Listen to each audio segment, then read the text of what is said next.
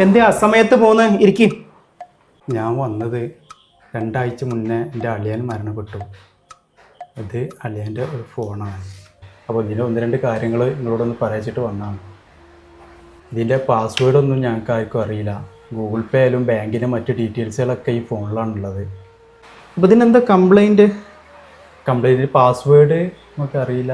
അപ്പോൾ നിങ്ങളൊരു മൊബൈൽ ഷോപ്പിലൊന്നും ഇത് കാണിച്ചു കൊടുത്തില്ല? നിങ്ങൾ 1-2 ആളുകൾ ഇത് കാണിച്ചു. പക്ഷെ ഇത് ഐഫോൺ ആയതുകൊണ്ട് പാസ്വേഡ് പൊട്ടിക്കാനൊക്കെ ഭയങ്കര പ്രയാസമാണെന്ന് പറയുന്നുണ്ട്. ഭയങ്കര പൈസയാണ് ചോദിക്കേണ്ടത്. നിങ്ങളാണെന്നുണ്ടെങ്കിൽ ഇത് മറിഞ്ഞിരിക്കുന്ന കാര്യങ്ങളൊക്കെ അറിയുന്ന ആളായതുകൊണ്ട് അതൊന്ന് റെഡിയാക്കാൻ പറ്റുമോ? നിങ്ങൾ പറഞ്ഞതൊക്കെ ശരിയാണ്. പക്ഷെ ഇപ്പം നിങ്ങൾ വന്ന സമയം ശരിയായില്ല. കഴിഞ്ഞ കൊല്ലം ഈ പെങ്ങളെ കുട്ടീൻ്റെ കമ്മൽ പോയിട്ട് നിങ്ങളടുത്തായിരുന്നു വന്നിരുന്നത്. നിങ്ങളൊരു പ്രതിവിധി പറഞ്ഞ് 5 മിനിറ്റിൻ്റെ ഉള്ളിൽ തന്നെ മുടീൻ്റെ ഉള്ളിൽ നിന്ന് എന്ത് ചെയ്തു, കമ്മൽ കിട്ടി. പിന്നെ അതുപോലെ തന്നെ 1-2 കാര്യങ്ങൾ നിങ്ങളെ കൊണ്ട് ഞങ്ങൾക്ക് സാധിച്ചിട്ടുണ്ട്. നിങ്ങൾ എന്തെങ്കിലും ചെയ്തുകൊണ്ട് ആ കണക്കൊന്ന് നോക്കി.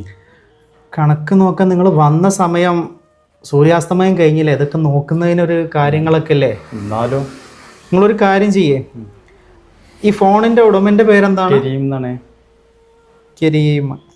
കരീമിൻ്റെ ഭാര്യ പങ്ങളുടെ പേര് ആജറ. നിങ്ങളൊരു കാര്യം ചെയ്യേ, ഞാനൊന്ന് നോക്കട്ടെ. നിങ്ങൾ പുറത്തിരിക്കും. ആയിക്കോട്ടെ. ആ ഡോർ അടക്കിട്ടാ. ഓക്കെ. ഹലോ എടാ, ഈ ഐഫോണ് ചുളിവിൽ ലോക്ക് പൊട്ടിക്കാൻ എന്തെങ്കിലും മാർഗം ഉണ്ടോ? എൻ്റെയൊക്കെ കഴിഞ്ഞ പ്രാവശ്യം ഏലസ് ലാമിനേഷൻ ചെയ്യാൻ വേണ്ടി വിളിച്ചിക്കണ്. ഇപ്പോൾ അത് ഐഫോൺ ചുളിവിൽ ലോക്ക് പൊട്ടിക്കാനല്ലേ? അത് മനുഷ്യൻ്റെ മാനം പോണ കാര്യമാണ്. എന്തെങ്കിലും ഒരു വഴി ഉണ്ടാ? നിങ്ങളെ ഒരു ഉടായ്പ പരിപാടി ഇവിടെ നടക്കൂല. മേലിൽ ഇനി ഈ ഫോണിക്ക് വിളിക്കും ചെയ്യരുത്. എന്താ ചെയ്യാ?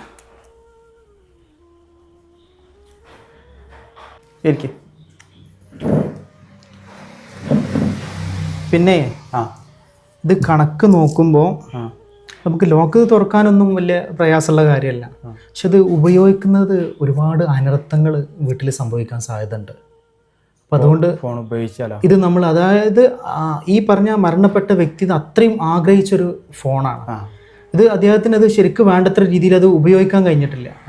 അപ്പം നിങ്ങൾക്ക് ഇതിൻ്റെ പേരിൽ നിങ്ങൾക്ക് ഒരുപാട് അനർത്ഥങ്ങൾ ഉണ്ടാവും. അപ്പോൾ കഴിയുന്നത് നിങ്ങളിത് ഓണാക്കാതിരിക്കുക നല്ലത്. സാമാന്യം ചിന്തിക്കാതെ മറഞ്ഞ കാര്യങ്ങൾ അന്വേഷിച്ച് ഇതുപോലെ ഇത്തരക്കാരെ സമീപിച്ചു കഴിഞ്ഞാൽ ഒന്നോർക്കുക, നമ്മുടെ സമയവും ധനവും ഒരുപോലെ നഷ്ടപ്പെടുന്നതിനോടൊപ്പം നമ്മുടെ വിശ്വാസവും കളങ്കമാവും.